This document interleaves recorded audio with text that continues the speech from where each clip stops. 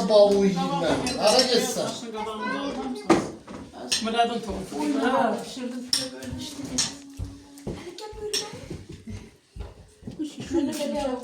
Yaşı kesmiyor o yakında. Bizim bile o diye görünmez. O diye şakalamıştır. Muratik. Ne diyeyim ya pazardan. Tutmuşam elinden gedirir. Həmişə arzum bir mahalle baxın uşaq vatanına.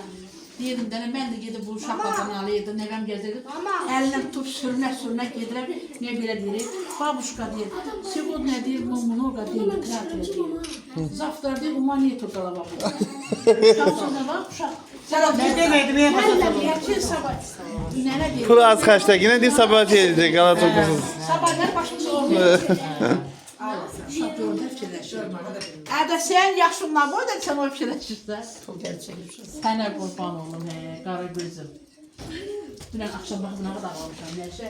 Gidəcək onu da koyma gidiyorsun. Ay, o tez saxlayın.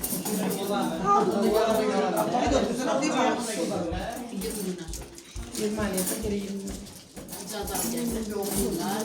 Şat hamile bir yere geldim. Sağlamaq olsun, nə var bir dəfə. Görüntüle danışarsan. Yemek gelecek. Ne diye xeyir dua bir. Ha o toylarda o 707 tuturlar ya. Резко поворачиваться. Ne var sen o çektiler? Saklayayım YouTube. Ağlayayım. Arkan dönüyor. Sen. Ha, to biri atıyor. Yayımını da biri. Na. Pandora. Sen Pandora görmüşsün ha koduk.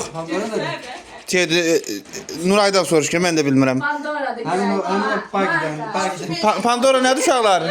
Marka de. Abi ben de var ya. Kirri bagi. Kirri bagi. Göster Pandora. Çekirsen hele. Почему? Allah hoş bir şey. Yok ha neler. Güllerimize bak. Gül. Там больше